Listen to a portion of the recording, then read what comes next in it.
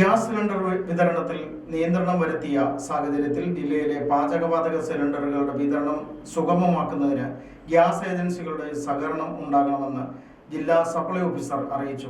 അല്ലാത്തപക്ഷം കുറ്റക്കാർക്കെതിരെ നടപടി സ്വീകരിക്കുന്നതിന് ജില്ലാ കളക്ടർക്ക് ശുപാർശ നൽകുമെന്നും ജില്ലാ സപ്ലൈ ഓഫീസർ അറിയിച്ചു. ജില്ലയിലെ പാചകവാതക വിതരണ സിലിണ്ടറുകളുടെ വിതരണം സുഗമമാക്കുന്നതിന് എല്ലാ ഗ്യാസ് ഏജൻസികളുടെയും സഹകരണം ഉണ്ടാകണമെന്ന് ജില്ലാ സപ്ലൈ ഓഫീസർ അറിയിച്ചു. ഗാർഹികേതര സിലിണ്ടർ ബുക്ക് ചെയ്യുന്ന ഗുണഭോക്താക്കൾക്ക് യഥാസമയം സിലിണ്ടർ ഡെലിവറി ചെയ്യുന്നതിന് പ്രത്യേകം ശ്രദ്ധിക്കണം. വീടുകളിൽ സിലിണ്ടർ എത്തിച്ചു നൽകുന്നതിന് ഗ്യാസ് ഏജൻസി ഡെലിവറി ബോയ്സിന് കർശന നിർദ്ദേശം നൽകണം. വീടുകളിൽ എത്തിക്കാതെ വഴിയിൽ കൂട്ടമായി സൂക്ഷിച്ചിട്ടുള്ള സിലിണ്ടർ പിടിച്ചെടുത്ത് കുറ്റക്കാർക്കെതിരെ ഗാർഹിക പാചകവാതക വിതരണ നിയമപ്രകാരം നടപടി സ്വീകരിക്കും.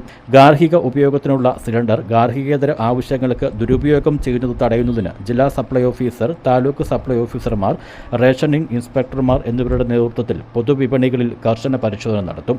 ബില്ലിൽ രേഖപ്പെടുത്തിയിരിക്കുന്ന ഡെലിവറി ചാർജ് ഉൾപ്പെടെയുള്ള തുക മാത്രമേ ഗുണഭോക്താക്കളിൽ നിന്ന് ഈടാക്കാവൂ. അല്ലാത്തപക്ഷം കുറ്റക്കാർക്കെതിരെ നടപടി സ്വീകരിക്കുന്നതിന് ജില്ലാ കളക്ടർക്ക് ശുപാർശ നൽകുമെന്നും ജില്ലാ സപ്ലൈ ഓഫീസർ അറിയിച്ചു. News bureau, Pathanamthitta.